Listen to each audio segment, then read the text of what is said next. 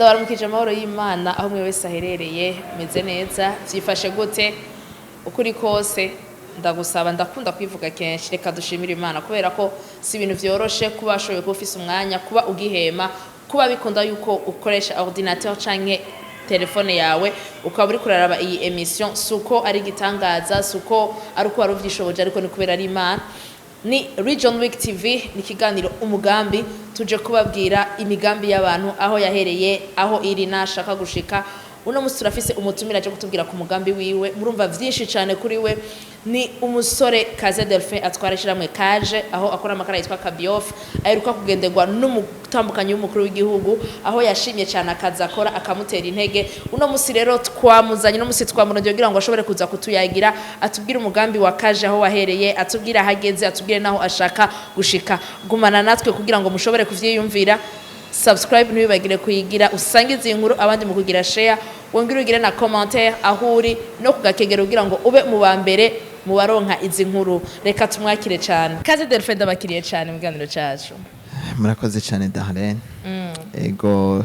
turaryohewe ko mwatwiyumviriye ko turabashimiye cyane namwe. Ni Kaze Delphin twavuga founder and CEO wa KAGE. Ni KAGE Burundi. KAGE ni iki d'abord? KAGE ni mfunyafunyo ya Kaze Green Economy. Ego Kaze ni umuntu hakazi kinafitiye igishika umuntu ikaze ikintu yaranyotewe umuntu ikaze ikintu abona kari icingira kamaro. Hama green economy ni terme ikoreshwa muri novuga kari technique mu ikoreshwa cyane mu byo kukingira ibidukikije no kugwiza ubutunzi ariko tudahungabanya ibidukikije. Donc tugakora iby'iterambere mugabo twongera dushira na attention ku bidukikije mu kubikingira no mu kubibungabunga. Rero nibwo butunzi dukeneye ngaha mu gihugu ciwacu. Donc nahaye Kaze Green Economy. Kaze Green Economy mu funyafunyo rero ni KAGE. Ego abara biyumvira yuko Kaze ryavuye ngo kwizina giwe ko hari ababivuga ngo Kaze ryavuye kuri Kaze Delphin. C'est pas ça donc mwavyumvise no guha ikaze sivyo ariko igifatanye nico novuga ngo sinabikuye kwizina giwanje ariko biragira aho bihurira kuko nanje abavyeyi banyise Kaze naje bamfitiye igishika banyotewe. Urumva ikintu cyose ci unyotewe ufitiye igishika nawe uragiha Kaze niho vyoja guhurira ariko si kugira ngo ndavyita izina ryanje. Ego Bega KAGE yavuye he ciyumviro cyo kugira KAGE cavuye he? Vyatanguye mpejeje umwaka wa mbere muri kaminuza jewe nizi byo gukingira ibidukikije science de l'environnement nkurikirana igisata ca climat et biodiversité. Rero mu byo twariko turiga kindi gihe tugira zijya ngendo z'ishure tugira hama tuja kubona bariko badusigurira uko amashamba menshi ariko arahona ibiti byinshi babica kugira ngo baturire amakara nayo agaca akoreshwa mu bisagara. No kuvuga ibisagara biguma vyaguka niko hakenerwa amakara menshi ibyo bigaca biza kuri ya mashamba yacu bagaca bayahohotera canke ibiti bagaca bica ari byinshi. Rero jewe haca hanzamwe iciyumviro ntimbega nubwo hari amaprojet menshi ariko arakorwa yo gutera ibiti twogarukira ngaho gusa ahubwo turakwiye no kurondera ico tuma ivyo biti tubiteye bigumaho mugabo tuzofume tubikoresha ibindi nimba ari kubaka mugabo ibijanye n'amakara turondera ubundi buryo dushobora guteka tutabanje kugira pression ku biti. Rero nibwo naciye nkora ubushakashatsi ku mwavu amadeshe bijya bisigazwa mu vy'umwimbu iyo abantu barimye cyo twokwita ama résidus agricoles hamwe n'amadeshe ari biodegradable ama épréchures n'ibindi bitandukanye nyene mugabo bibora. Iciyumviro kwari uko nimba igiti ari gitegwa nkuko tusanzwe twaravyize hama ibigori bijya biharoharo vy'ibiharage bijya bishishwa bivuye ku biraya ku bitoki n'ibindi navyo bikaba ari bitegwa nyene ni igiki none turondera mu giti kitari muri biriya. Rero nca nkora ubushakashatsi ngaho mbe kubera iki aribyo tuja kuronderamwo amakara kubera iki kubera iki amakara avamo tuba twaherondera mwiki rero kubona ico dukura mu biti nsanga no mu biterwa kirahari gusa mu giti novuga ngo kiba kirimo ico turonderaho kiba kirimo cane en abondance bivanye na igiti nuko igiti sanzwe kimeze ariko mu bishishwa ugasanga ni si cane ubwo rero turaba uko twotegerezwa gukora kugira ngo ivyo bishwana byose tubikuremwe amakara naho rero havye iciyumviro habaho kwiyumvira kugira reflexion kuri ayo ma concept asanzwe hari muri communauté ubwo rero dukora amakara ego ayo makara rero dusha tuyita Kabiof naryo novuga ko ari izina rya marque harimo kakandi kaze nyene ni kaze biofuel benshi rero urashobora gusanga Kabiof atazi ico bisigura ni kaze biofuel nka biocombustible donc na combustible ari écologique donc ata bio nakano ni bio n'amaterme bakoresha ku ma produit abada twovuga abatarimo ibintu chimique rero le biocombustible biba bivuye muri biomasse nibyo bintu nyene dukoresha bivuye mu bintu organique donc tutabanje gushiramo ibintu vy'ama produits chimiques n'ibindi ko amakara dukora nta ma produits chimiques ajamwo rero ni kaze biofuel twahaye kaze rero ayo ma biocombustible urumva ni kakano guhako kaze nyene kiguma kigarukamwe rero Kabiof ni marque ya produit hama tadushiraho entreprise yitwa Kaze Green Economy ihingura ayo Kabiof rero hariho makara hariho inkwi hariho nandi ma produit ariko araza kandi yose ari kuri marque Kabiof umva bitandukanira gusa kuri utilisation nimbari inkwi nimbara makara nimbari imbabura ejo nimbari gaze nimbari iki turifuza yuko tubahereza byose mugateka mworohewe ego wavuze aho vyahereye wavuze ingene vyagenze mbega umaze kugira ico ciyumviro ukamara kubona yuko ivyo biti ibiva mu biti two bironka no mu bindi bintu bitandukanye mbega ubwo nyene vyaciye bitangura vyagufasha igihe kingana gute kugira ushobore gutangura watanguye gute gutangura ikintu ca mbere nakoze no gukora ubushakashatsi nkaronka ama information kuko abandi bavuze ngo tout pardonne information udafise information biragoye kugira ico ushitseko kugira n'ingingo ufashe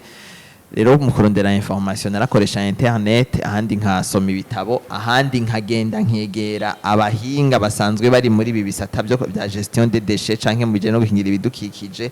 ahandi hariho n'amaprojet yari yaragerageje gukora imigambi nk'iyo ngaha mu gihugu ciwacu yabigitega canke ngaha ibujumbura nkabarondera kama information kugira ngo ndabe ko noshobora nanje gukora iyo projet hama nkanakora na produit de qualité abantu bashobora gukoresha rero hari abayeho umwanya wo kurondera ama information hama harabaho n'umwanya wo kugira ama essai ya mbere nibaza ko nakoze essai za mbere ngira après nka 3 mois ndiko ndagira information ndiko ndarondera information hama ndabandanya gukora gushika aho hari muri 2017 l'idée yatanguye kunzamo mu ntango nko muri janvier février uko muri avril naringize essai ya mbere mugabo rero nca ntangura kuza ndapima muhira akaba ariho bayakoresha nkahereza n'abandi mu kibano nkaronka ama feedback ubwo nkasubira muri development ya produit kuko baratubwira ati aha tubona bimeze uko nibaza ko twagiye kuronka donc prototype nziza donc produit nziza tuvuga ati irashobora kuja ku isoko muri 2018 donc harabayeho nk'umwaka wose urenga dukora duhereza abayakoresha batugarukanira ico bayabonye ko tugasubira tukaraba uko twoshobora kuyameliora gutyo ego mbega ico gihe mugitangura wari wenyene canke wari ufise abandi muri ko murakorana natanguye ndi jenyene kuko urumva ko harimo n'igikorwa c'ubushakashatsi nari nsanzwe ndi no muri kaminuza nabikora jenyene ego ayo ma produit wakoresha ayo madeshe wakoresha ivyo vyose wakoresha nka produit première niwe waja kuvyironderera mbega vyarakorohera kubironka vyagenda gute mu ntango ntivyangoye kuko twavuganye n'umukozi ndamubwira nti ibi bintu ntudusubire kubitanga ngo mugiye kubisesa bigumane bishire ngaha kandi urumva yuko kubigumana vyarateje nka kajagari en quelque sorte muhira kuko umva niho nakora niho tere nari mfise niho nta bintu birebire byo kwegeranya byabayeho nukuvuga ngo nakoresha ivyo nyene bike biri ngaho ariko maze kugera kure maze kumara umwanya ndiko ndabikora naragerageje gutangura kwegera abarimyi b'ibigori kuko nakoreye cyane ku bitiritiri benshi mbere amakara yacu bazi ngo amakara ahubwa mu bitiritiri kandi nivyo koko ibitiritiri ni matière première de base cyane ariko turakora no mu yandi madesha hariho n'andi madesha atandukanye dukoramwo rero hariho umuntu yari mu bigori Gitega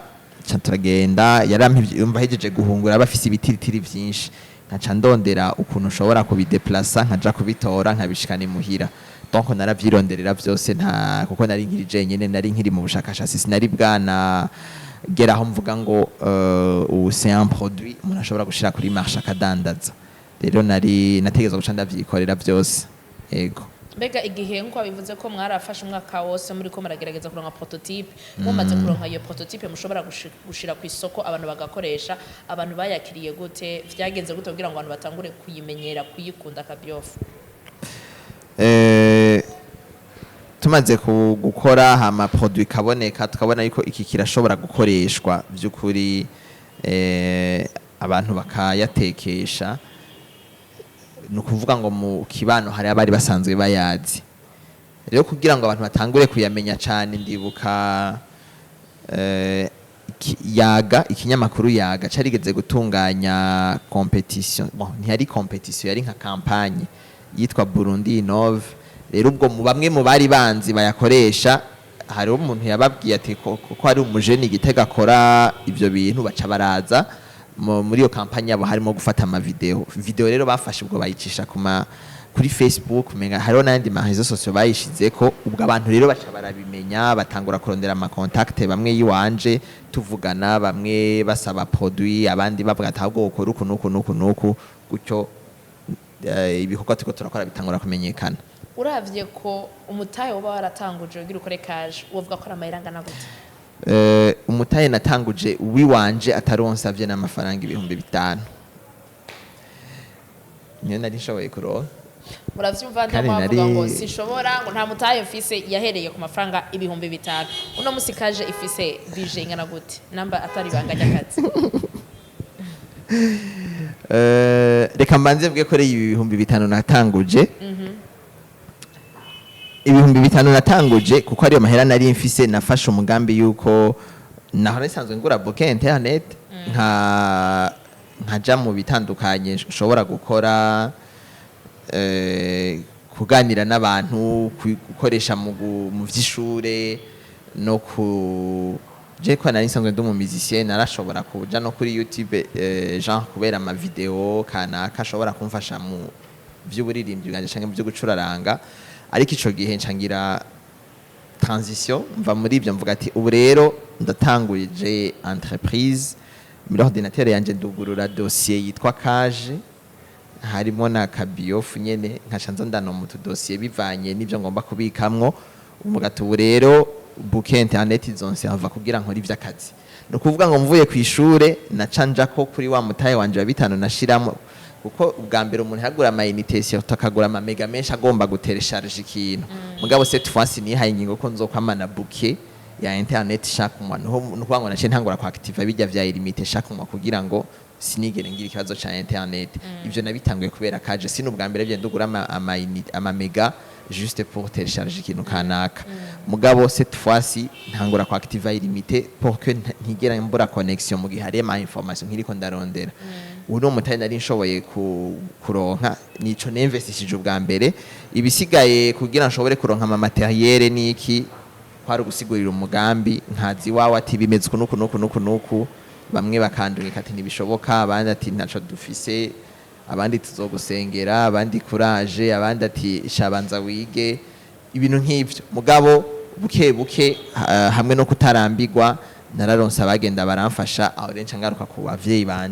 banje bara tumateriel twambere nako endaborotere baremeye ko ntera kajagari muhira nkora hama 2 tumateriel twambere nibo batumpaye narasavye ingunguru yari yaraheze yari muhira juste ndaja kwitransforma muga nsangira zimvye kugira ngo nshobore kuronka transformation donc amahera kugira ngo ndayitransforme byansaba hafi ngira nka 114,000 uko ego ayo rero sinari mfise yava ko kanya mugabo ndegera umuvyeyi ndavuga rimwe kabiri gatatu sinasavye rimwe aca yampa twaragiye mu biganiro kabisa hama mugara avuga ati bon baragira inama ngira ngo yari assemblée générale y'umuryango kuko yari papa na mama baravuga ati reka tuyamuhe ko iki kintu yaramutse yinsista reka tuyamuhe ca barayampa ndagenda ndagirisha transformation y'iyo ngunguru n'ubundi bu materiel buto buto kugira ngo mpeshobore guha forma amakara yanje ebana nibo bafinanshije urumva yuko abavyeyi jewe yari abantu b'igiciro cyane kandi ndabashimira cyane kuko ico gihe iyo batampa ubwo buryo nari nabaye bloqué malgré ko nari mfise ama information menshi kandi mbona ko biza gukunda nari bloqué hama ikintu candyoheye ese za mbere nakoze amakara yavuyemwo umukozi yarakoresheje arashusha amazi batashe ngo yakoze vya binateye ati kandi gavyashoboye gushusha amazi urumva ko quand même nari mfise ama résultat ashobora kwankuraja umuntu kunshigikira ego urumva rero aho niho umutahe mukuru wavuye ibisigaye hagiye harabaho nyene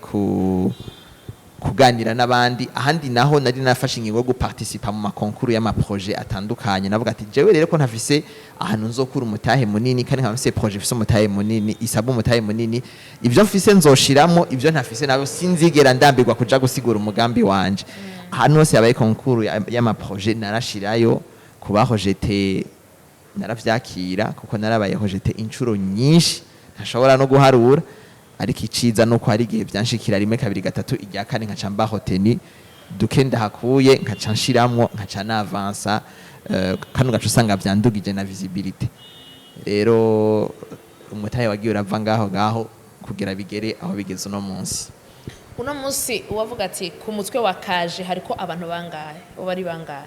abakozi umutwe like abantu bavuga ati KAGE irahari kubera jewe abo ni benshi cyane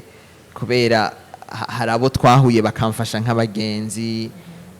uko ibikorwa byagiye biraja imbere hari abagiye bakamfasha nka famiye hari uwaguterera mu bintu ntazibagira jewe nakora ndi jenyene kugira nshobore gukora ibiro 10 by'amakara narahera mu gitondo nka 2 nkashika na 4 y'ijoro nkaca nshirako n'imisi 3 yo kuyanikira hama nkaca nja no kwishuri byari ibikorwa biruhisha rero hari igihe haza nk'umuntu muhira akabona ivyo bikorwa ndimo kazomva ati vraiment uwundi akaza ati sha ifoko ndabamate nido protection uragenda ugure ibi n'imbara ry'amatablier n'imbara ry'amabluze yo kwambara akira urumva akaba arashigikiye uwundi ati ebana je ndafise contact nzoguha bize bigenda uko no kuvuga hari abantu benshi bagiye baramfasha ibintu bitandukanye kandi barabizi yuko ndabashimira uko bukeye uko bwije nimbari iyo duhuye hari n'igihe ndabibuka komsa nkabashimira mu kwimana ibishoboje kubashimira rero KAGE kwera Imana yarakoresheje abantu batandukanye kugira igire ahigeze no munsi uno munsi ufite abakozi bangahe KAGE ufite abakozi 42 Bega ko tuzi neza yuko gutangura ikintu si ikintu coroshe wavuze yuko waramara iminsi 3 uri kurayanikira wavuze yuko wakora ibintu wafatanya bifadikanya n'ishure byagenda gute kugira ngo ushobore gufata ubwo buzima professionnel bw'umugambi ubona yuko gitangura hamwe n'ubuzima bw'ishure vyaroroha wabigenza gute ntivyoroha vyasaba kwitanga itiro ukariheba kuko je naramaze igihe kinini ndyamye amasaha menshi ku musara amasahane no kuvuga nategerezwa nziho ko nkora amakara uwo munsi ntivyoroha byasaba nyene ko nitanga hama ikigeretse ku vyo gukora amakara hari n'igihe wasanga mfise ama session ku ishure bigasaba ko niga mugabo kandi n'umugambi ntawuheba hari igihe rero bwankira ko nkaza mbona sizere naraye ijoro ryose swate ndiko ndakora ikintu bugaca buca kandi nkategezwa kuja mu ishure nkasambirise mu ishure nkaca nsinzira rimwe nkataha bigasaba ko nja kuruhuka handi naho bigasaba ko nja koza mu maso nyene kugira ngo agatiro gahere kugira ngo ntihagire igipfa muga byose bibandanye rero vyasaba kwitanga kuko nta kintu nakimwe navuga ati ishure sindariheba kandi n'umugambi sindawuheba rero ni vyiza yuko vyose byavansa aho rero byaca bisaba yuko ibintu bimwe bihagarara ibintu irigara ama programme adakenewe vraiment wacubanza ukareka nukuvuga ngo programme yindi wafata yaba ari programme ebana uvuga ati iyi kweri ntegerezwa nayo ibintu hariho uburyo bwo kubireka canke kubyihoza canke ukarunga ikundi muntu canke ugatuma wacureka kugira ngo wasanga umwanya ufise ari muto cane. Ntivyari vyoroshe ariko iyo ufise ico ugomba gushikako utegezwa gukora nyene nk'ufise ico agomba gushikako. Ego muravyumvise neza, yatanguye ari umwe, ubu afise abakozi 42, afise abantu 42. Abo bantu murumva neza yuko babeshejweho n'akazi ko muri KAGE, barabeshejweho baratunze n'akazi ko muri KAGE. Mbega ko tuzi neza yuko misi yose mu bintu vyose yarabamo intambamyi, ni caye ikintu uvuga ati iki kintu ndiko ndakora KAGE carambereye intambamyi cane gose mu mugambi wawe? Intambamyi zari nyinshi, harimwo nyene izo ntambamyi d'abord yo kuva novuga ngo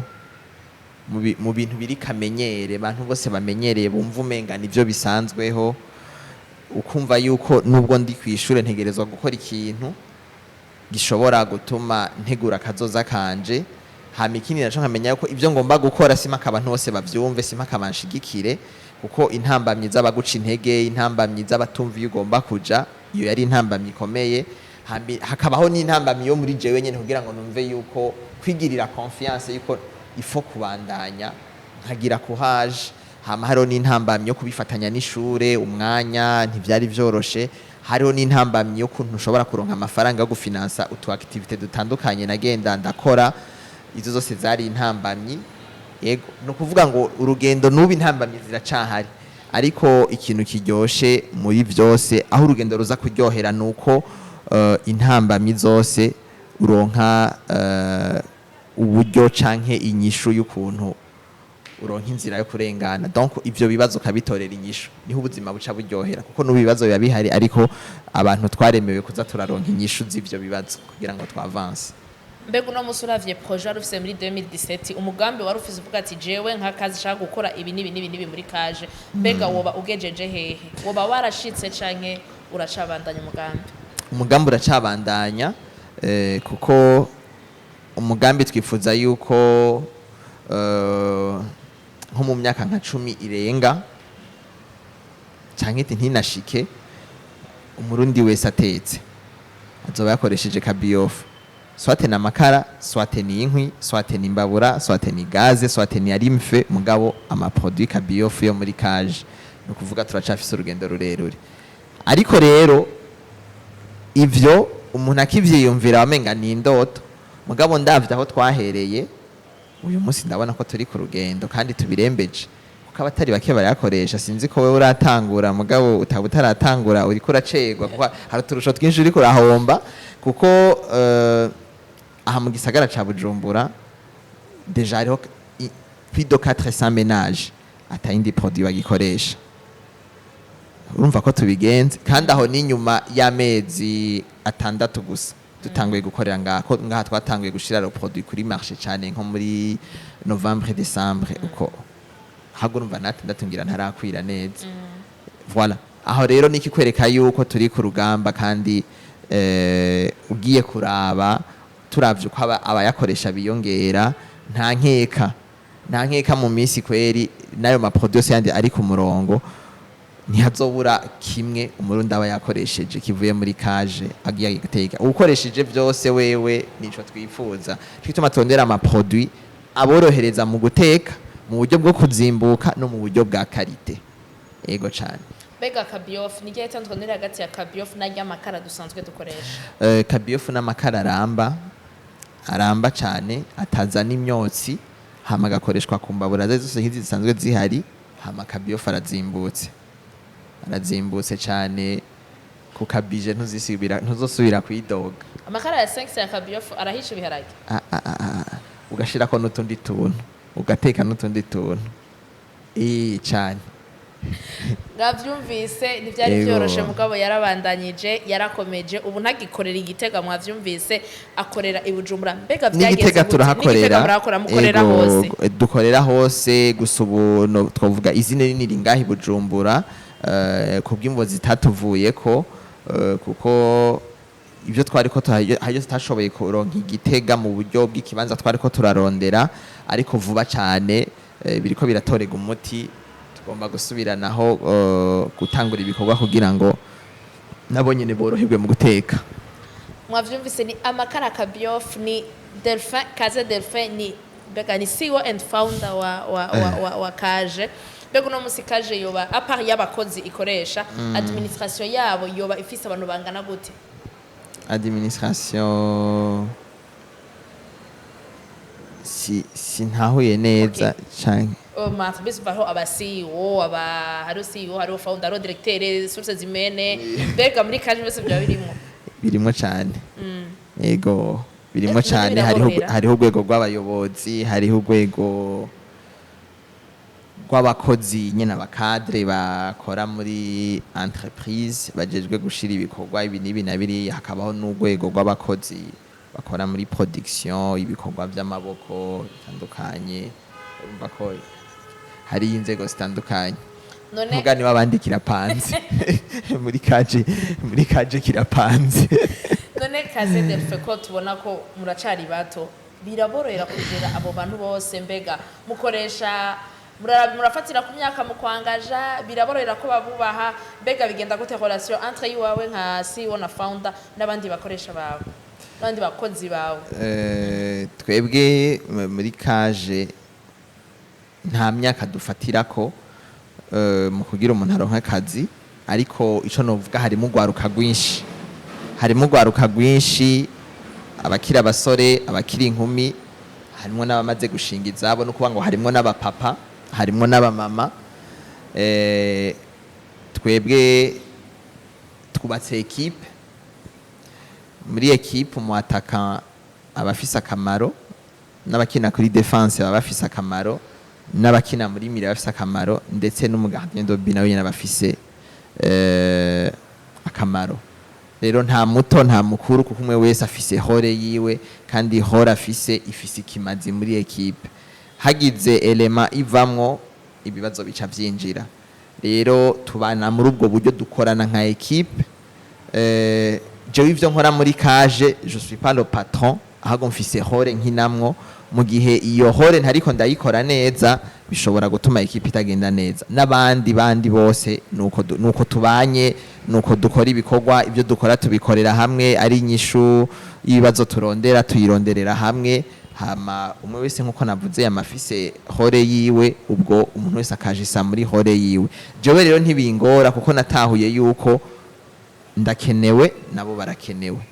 ndabakeneye nabo barankeneye duca dukorana muri ubwo buryo rero byose bigaca byoroha bigaca bigenda neza ego no musi nk'umujene ariko arakuraba afise umugambi wiwe yoba yaramaze gutangura muga akaba afise aho yahagarikiye canke ataratangura canke agomba gutangura nicaye ikintu wewe nk'umuntu amaze gukora umugambi ukabugeze nkaho ugeze uwo muhanura no kumutera intege umuntu wese afise umugambi yahagarikiye mu nzira no kumutera intege abandanye na cane yibuka icatumye atangura kuko kijya kintu gituma utangura niho haba hari l'essence y'ikintu ico ni ikintu gikomeye cyane kuko